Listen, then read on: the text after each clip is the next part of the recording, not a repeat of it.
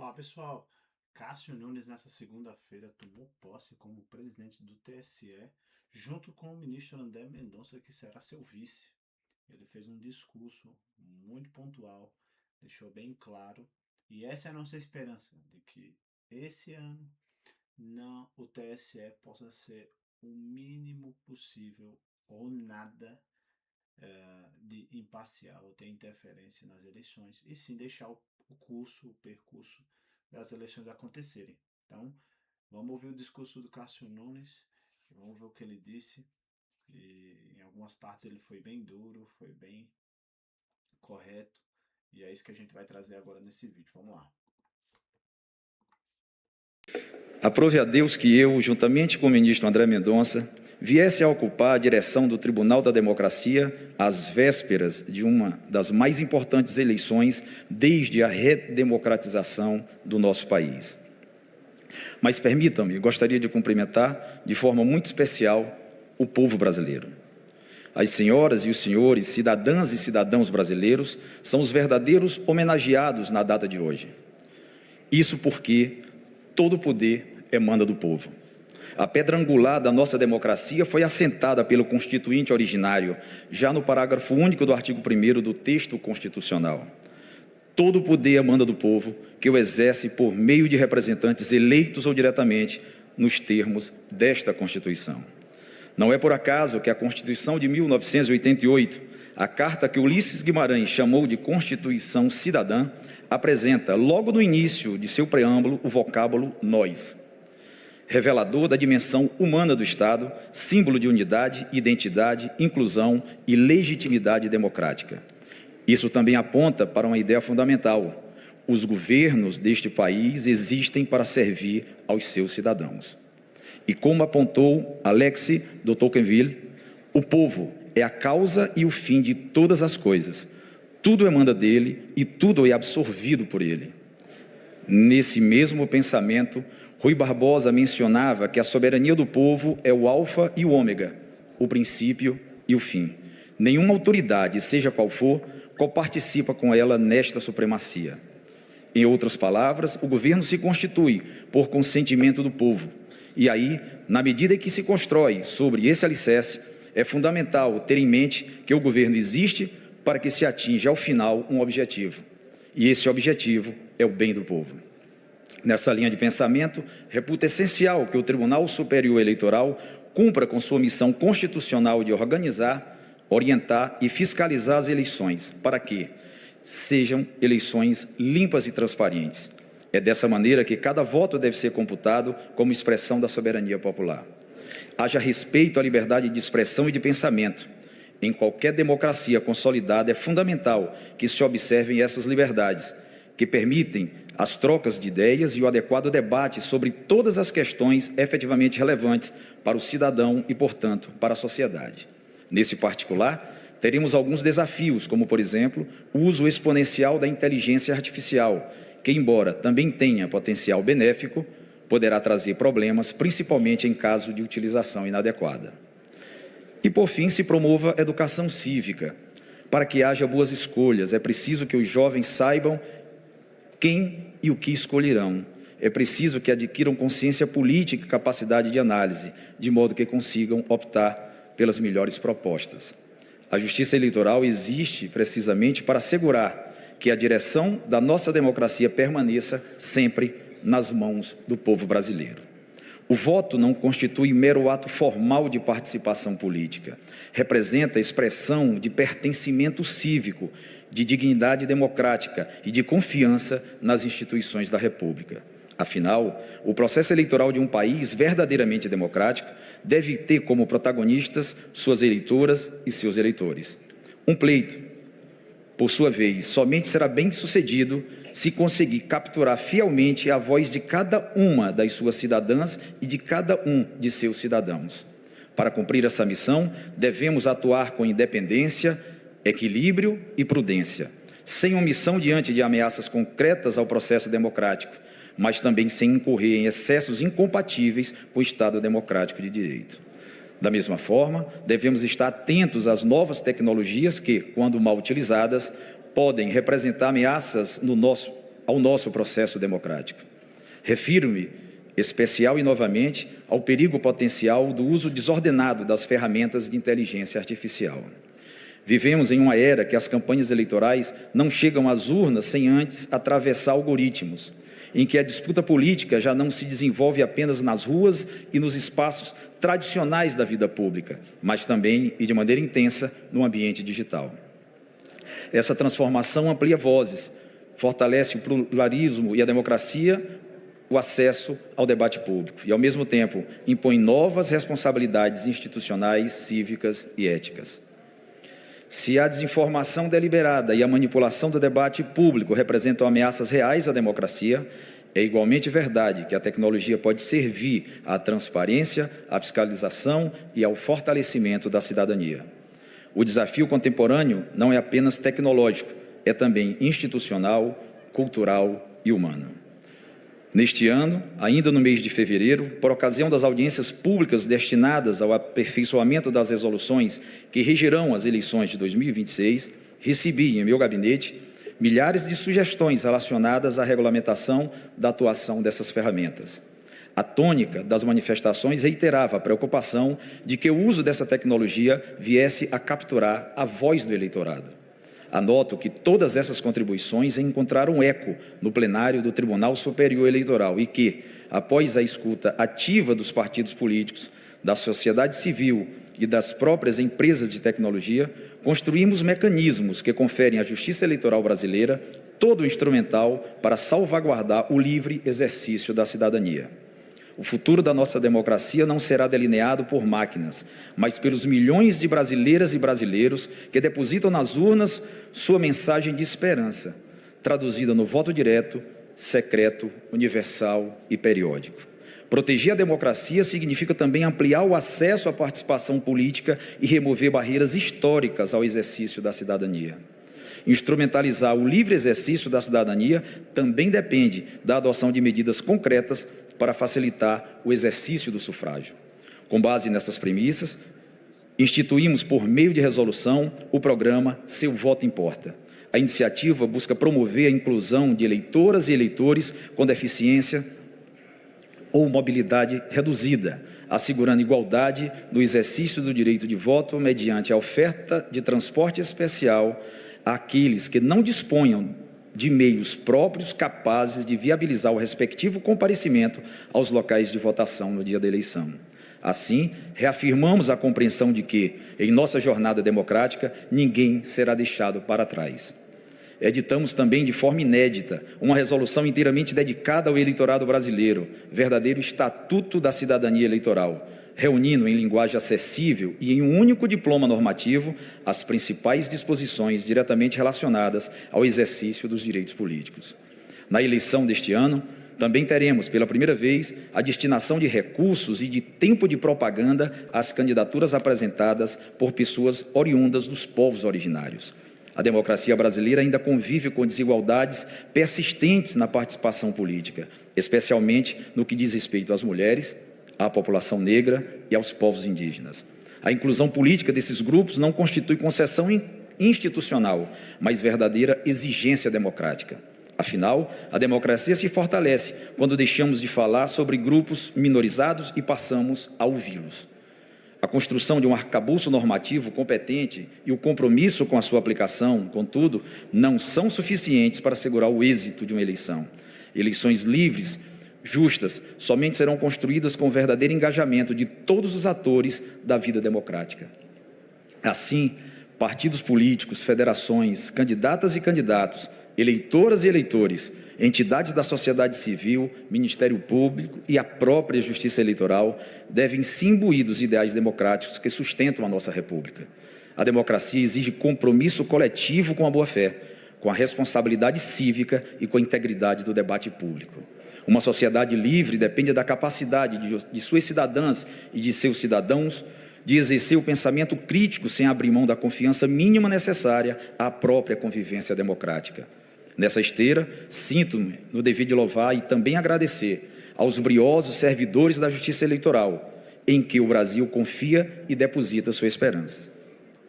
Agradeço antecipadamente aos milhões de mesárias e mesários, bem como aos demais voluntários que dedicarão seus melhores esforços em favor das eleições brasileiras. Neste ano, uma vez mais, o sucesso da eleição será garantido graças a cada brasileira e cada brasileiro que responder ao prestigioso dever cívico de comparecer aos treinamentos da Justiça Eleitoral e, no dia do pleito, às sessões eleitorais. A democracia brasileira possui muitos pilares institucionais, mas também repousa silenciosamente sobre o espírito público dessas cidadãs e desses cidadãos anônimos que dedicam seu tempo à realização do processo eleitoral. Além disso, o sistema eletrônico de votação brasileiro constitui patrimônio institucional da nossa democracia. No tocante à recepção, à apuração e à divulgação dos votos, nosso sistema é o mais avançado do mundo. Essa posição de destaque global não impede o constante aperfeiçoamento do nosso sistema. Afinal, somente foi conquistado e se mantém a partir desse processo contínuo de evolução, o que assegura a posição de vanguarda entre todas as democracias contemporâneas. Cabe à Justiça Eleitoral preservar, aperfeiçoar e fortalecer continuamente a confiança pública em torno do sistema eletrônico de votação. Acredito na sabedoria do povo e reputo que o coração da democracia está em confiar no voto direto, ainda que, individualmente, essa escolha possa não parecer sábia. Aliás, uma das coisas mais fascinantes sobre a democracia é justamente que ela não foi defendida apenas por revolucionários e tribunos políticos. Em muitos momentos da história, ela foi examinada e aprovada também por matemáticos, com base em raciocínios interessantíssimos. Nicolas de Condorcet, filósofo iluminista e matemático francês do século XVIII, possivelmente foi o primeiro que procurou compreender numericamente por que decisões coletivas poderiam funcionar bem. E o resultado a que chegou é extraordinário. Condorcet formulou aquilo que mais tarde ficou conhecido como o Teorema do Júri. A ideia é simples, mas poderosa. Se cada indivíduo de um grupo tiver uma probabilidade mínima superior ao erro ao tomar uma decisão, então, à medida que cresce o número de participantes, aumenta também a probabilidade de a decisão da maioria estar correta. Ou seja, quanto maior o tribunal do júri, mais chances de acerto. Vejam a beleza dessa percepção. Quanto mais votantes, mais próxima estará a verdade. Condorcet não afirmou que cada cidadão devesse ser um sábio para que a decisão coletiva fosse boa. Não pressupôs que o eleitor tivesse de ser um especialista em economia, direito, administração ou filosofia política. Sua afirmação era de que pessoas de diferentes classes sociais, culturas e formações, quando participam coletivamente e de maneira independente, podem produzir resultados muito melhores do que aqueles alcançados por pequenos grupos restritos. E isso com consequência direta de probabilidades. E, de fato, a democracia depende muito da diversidade de opiniões. O agricultor conhece uma realidade, o comerciante, o professor, o trabalhador, o empresário, outras. Cada pessoa enxerga um fragmento da realidade. Quando essas pessoas se juntam, elas verão muito mais e muito melhor. A democracia é, precisamente, resultado do esforço civilizatório de reunir esses fragmentos numa decisão comum que sintetize tudo. No século XX, outro matemático e economista levaria a reflexão sobre a democracia ainda mais longe e mostraria nela dilemas ainda mais profundos. Refiro-me a Kenneth Arrow, Prêmio Nobel de Economia. Arrow formulou aquilo que ficou conhecido como Teorema da Impossibilidade. Sua conclusão foi tão perturbadora quanto brilhante, a saber, não existe sistema perfeito de votação capaz de transformar preferências individuais em decisões coletivas, satisfazendo simultaneamente todos os critérios intuitivos de justiça e racionalidade. Em outras palavras, toda democracia possui imperfeições inevitáveis. Mas isso não é um problema. A democracia não é valiosa porque é perfeita. Ela é valiosa porque reconhece a imperfeição humana. Os regimes autoritários, todos eles, frequentemente nascem quando se subestima o povo em favor de alguma certeza absoluta. Por isso, a democracia é menos um sistema de perfeição e mais um sistema de autocorreção contínua. Governos erram, povos erram, parlamentos erram, tribunais erram, mas nas democracias existe a possibilidade de revisão, de alternância, crítica e reconstrução institucional. Winston Churchill dizia que a democracia é a pior forma de governo, excetuada todas as demais. Isso porque todas as demais acreditam em algum tipo de infalibilidade e nisso se ensoberbecem. A democracia não. Ela é humilde diante da enorme complexidade humana. Ela reconhece as suas próprias fraquezas. Quando permitimos que cada cidadã e cada cidadão participem da construção política da sociedade, estamos afirmando que cada vida possui valor e que cada experiência contém algum conhecimento sobre a realidade comum. O voto popular, para além de um mecanismo de escolha de governantes, é uma declaração moral de fé na igualdade entre os seres humanos. Sociedades livres nascem e se desenvolvem numa atmosfera em que haja a possibilidade de todas as pessoas, com suas virtudes e defeitos, participarem juntas da construção de um destino comum. O sufrágio universal, nesse sentido, é uma radical afirmação de igualdade. Diante da urna, a diferença de riqueza, origem, etnia, prestígio, posição social, conhecimento acumulado, seja o que for, se reduz a nada. Uma mulher, um voto. Um homem, um voto. Isso é democracia. Isso é o que devemos proteger e sustentar.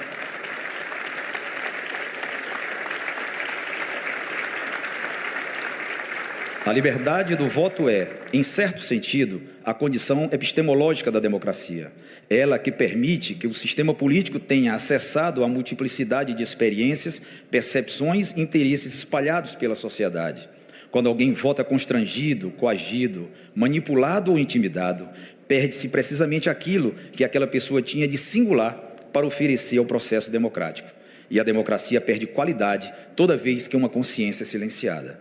Por isso, as práticas de abuso de poder, compra de votos, coação econômica, desinformação e utilização abusiva dos meios de comunicação representam verdadeiras interferências no mecanismo pelo qual a sociedade tenta conhecer a si mesma. É como se alguém adulterasse os instrumentos de medição de um grande experimento coletivo. A vontade popular deixa de refletir o povo e passa a refletir as distorções introduzidas artificialmente no ambiente eleitoral. A justiça eleitoral existe exatamente para impedir essa deformação. Sua missão não é substituir a soberania popular, mas protegê-la. Não nos cabe escolher vencedores, nem orientar preferências políticas. Cabe nos assegurar que o cidadão possa exercer sua escolha sem receio, sem constrangimento, sem fraude e, ademais, bem informado. A neutralidade institucional da justiça eleitoral é precisamente o que lhe permite servir à liberdade política de todos. A liberdade do voto depende de um ambiente comunicacional em que as pessoas possam ouvir, falar, discordar, refletir e formar suas convicções sem intimidação.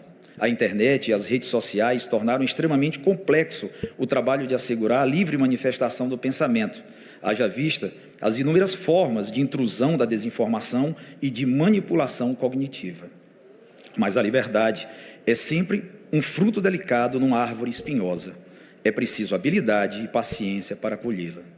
Uma democracia saudável depende da preservação de um espaço público minimamente íntegro, no qual a circulação das ideias não seja sequestrada pelo medo, pela mentira organizada ou pelo abuso do poder econômico. A justiça eleitoral, os partidos políticos, os candidatos, a imprensa organizada, as cidadãs e os cidadãos, todos têm um papel fundamental na depuração do espaço informacional, sem prejudicar a liberdade de expressão genuína. Confiamos que milhões de pessoas com histórias, interesses e visões de mundo diferentes, quando livres para decidir, podem produzir coletivamente algo maior do que qualquer vontade individual isolada. Essa confiança imperfeita, difícil, às vezes angustiante, é o verdadeiro coração da democracia. Dirijo, neste momento, aos colegas desta Corte Superior. Ministra Carmen Lúcia, sob a liderança de Vossa Excelência, permanecemos coesos na proteção dos institutos mais caros à justiça eleitoral, em especial... Tá aí, a gente viu aí o discurso do novo presidente do TSE, Cássio Nunes, às vésperas de uma eleição presidencial. Cada ano vai ser mais importante, cada ano que vai se passando. Temos eleições cada vez mais importantes, cada vez mais polarizada também, e um TSE fortalecido, um TSE transparente, que não favoreça um lado ou outro, é sempre importante. Torcemos que isso assim continue. Esperamos que temos que depositar nossa esperança em Cássio Nunes no André Mendonça e vamos ver o que vai dar, ok? Vamos torcer para que tudo possa dar certo, para que possa ser uma eleição limpa, para que possa ser uma eleição boa, que, como ele falou no seu discurso, cada homem um voto, cada mulher um voto, e cada vontade possa ser representada através do seu voto. É isso que a gente tem que confiar e aceitar, independente do resultado, mas que o TSE seja fortalecido através de Cássio Nunes e André Mendonça, para que as eleições não possa pender para qualquer lado. Beleza? Então, esse foi o discurso aí de Cássio Nunes, o novo presidente do TSE. E lembrando sempre que enquanto houver pessoas que busquem o que é liberdade, nossos ideais, eles nunca vão se desaparecer. Até mais.